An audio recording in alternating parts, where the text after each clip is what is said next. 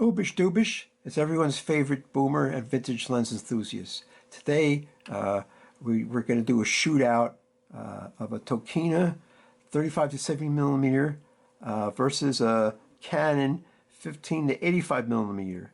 The Tokina is a constant aperture of 3.5, and this is your typical variable zoom 3.5 to 5.6. This one has autofocus and an image stabilizer, and this one is strictly old school. I shot them both at 1600. I had the white balance was on cloudy because it was a cloudy day. I went to the park. It was rainy. It was foggy. Well, it was drizzly and foggy. I didn't get out and walk around. I just shut out the window. The windshield, the inside of the windshield is ever so slightly foggy. I had to have the defroster going full blast to keep it clear. But of course, I took a lot of pictures out the driver's side window, and so that eliminated that problem. There's some He-Man, Iron Man thing there. And when I went to the campgrounds, they were all packed with tents. But of course, it was a gloomy day. It looked like no one was getting out and doing the race. And I wasn't there early in the morning either. It was like maybe 10-ish or something like that. So I only saw two people jogging through the course where it crossed the road, and no one else was out and about. And I saw a few cars coming and going, but otherwise the park was empty and they had no activity. And so I was able to stop and just pull over and take some pictures where I seen some cool trees with mounds and globs of color. And you should really consider taking fall foliage under these cloudy, wet conditions because it saturates the colors. And these cameras did a fine job, but you can see the difference between, well, you know, if you shrink them down to 1920 by 1080, does it matter that one's 20 megapixel and one's 15? No, it doesn't matter. I had to adjust the colors a little bit. I boosted the contrast and or the saturation somewhat to make up for shooting through my slightly foggy windshield. But only a little bit, only a very little bit, just a couple of clicks, just to bring out the detail I wanted. And of course, the woods were putting on a fantastic show. Autumn's glories were in full effect. And rather than gabbing about this forever, let's jump right into some pictures, and you can see the comparisons yourself. This is how it went down. It was a heavy overcast day. It was foggy. It was drizzly. So I grabbed these two cameras and two lenses, and I drove to the park, which is only 15 minutes away. And of course, it was drizzly and foggy and overcast. Everything is low contrast to begin with, but still there are dark shadows in the background. So I was using 1600 ISO, and whatever fastest shutter speed I could do, 3.5, 5.6 at the most. So this is all the Tokina we're looking at first. I think it did a splendid job. It did record, you know, the dreariness of it, but there's still brighter periods of the day when the sun almost looked like it came out. And then I did boost the contrast and the saturation a little bit on some of them, but not too much, not a lot. And I really like this lens. This lens had a really good detail to it. When you nail the focus, it is super sharp. Now, this is going to be about 10 minutes long, this slideshow, so you could drive through autumn for 10 minutes and think nothing of it. Now here we're looking at a B. This is a B where I did a 1-to-1 crop, and that looks pretty good, really, considering it was wide open.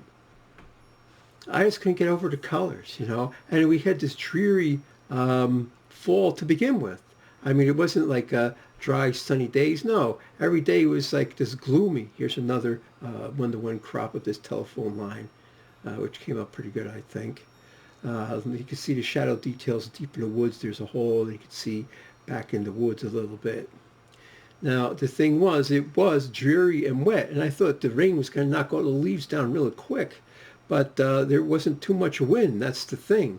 If you get rain and wind and like cold weather, like in the low 40s, then the leaves start to drop quicker. But what we had was low winds, like 5 miles an hour, moderate rainfall or light drizzle, and the leaves just stuck around for a long time.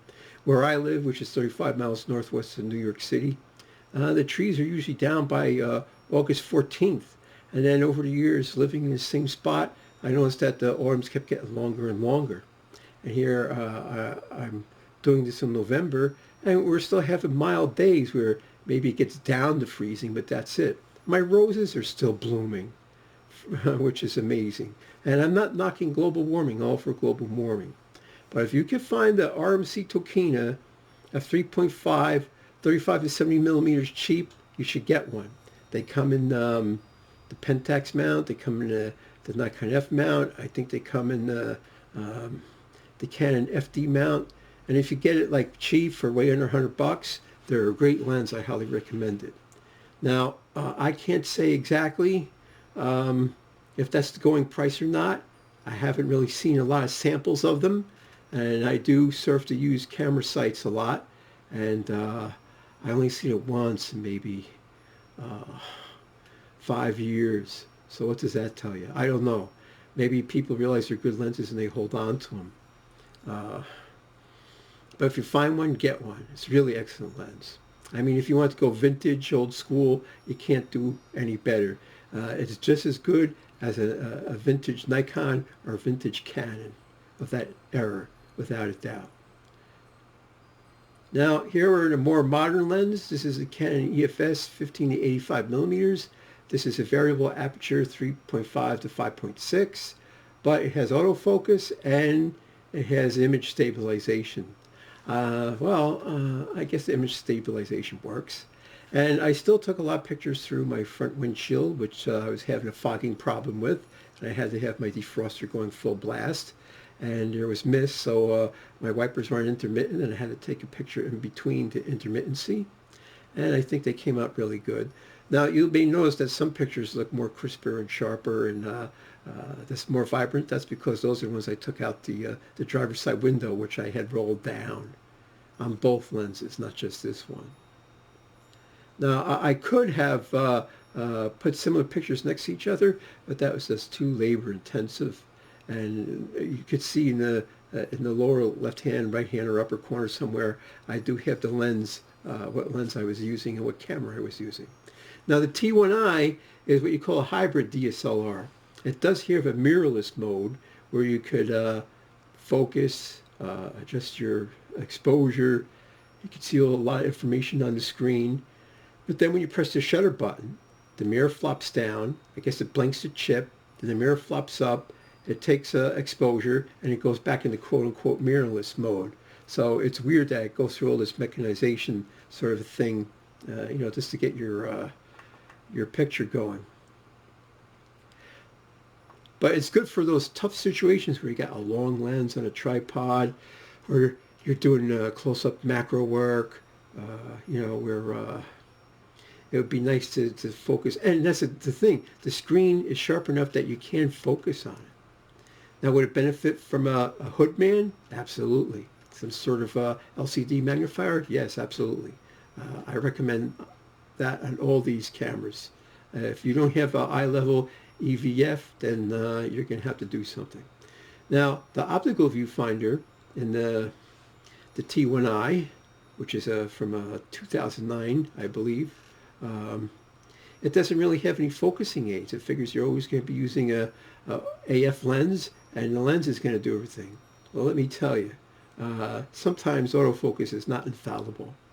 Usually you have a 90% hit rate with the Canon, especially with their lenses, under bright conditions. But sometimes it picks the wrong subject. So you always have to check, verify that you got the focus that you want. And usually I pick the center. They have like these little dots, and they light up when whatever one is the focus point. But I have it set for the center because 99.9% of the time I'm checking my subject of interest is in the center, and that's what I want the autofocus to hit. But even still, it does weird things. It'll pick something in the foreground or the background or whatever. And then you really shouldn't rely on image stabilization to such a degree that you know, slow shutter speeds up to 1/25 of a second and 85 millimeters. Well, maybe, but you got to take a couple of shots to make sure you get a good one. You know, you got to keep that in consideration when you're working with these modern lenses and cameras and everything. So old school, I love this Tokina 35 to 70 millimeter. It's small, it's relatively lightweight, it has this excellent build quality, it has excellent optical quality, but you know, you can't shoot fast with it. If you have everything preset and you have a great depth of field, and then yeah, you could shoot with it, but you know, there's autofocus, you know, is way better, especially if you're like an old boomer like I am. It's a godsend, really. But then, you know, I really don't do too much sports or action photography. Most of my subjects are static or slow moving, and or if they're far enough away, then I can fiddle with controls and stuff. So I sort of like that. So this park put on a wonderful show, one of the best shows I've ever seen. And you know, if the sun was out, there'd be these harsh shadows with a lot of hidden detail in the shadows, and what you exposed for the shadows or the highlights. Because it was low contrast, there's this big range of you know, what's visible, and I really think they came out really, really good. And we did get some sunny days later, but I was at work, and you know, the sun sets early. And by the time I could get to the park, it would be too dark. So luckily this happened on a weekend. I was able to, you know, get some shots in. I was really pleased with them, absolutely pleased with them. And the Canon seemed to have more vibrant colors than the Sony. But maybe that's just the way I set the camera up, and that could be the lens too. I'm sure the Canon lens had better anti-reflection coatings on it than the Tokina, which has to be 20 or more years old. But you know, if you want to pick up a really nice cheap lens for like under $50, you can't go wrong with the Tokina. And of course, this Canon, I spent somewhat north of $200 on it, and it's a more modern lens, and you got to expect that. So you got to keep that in consideration of what your budget is, what you really want to do, like that. So I highly could recommend either one of these lenses, or the cameras for that matter. Go for it.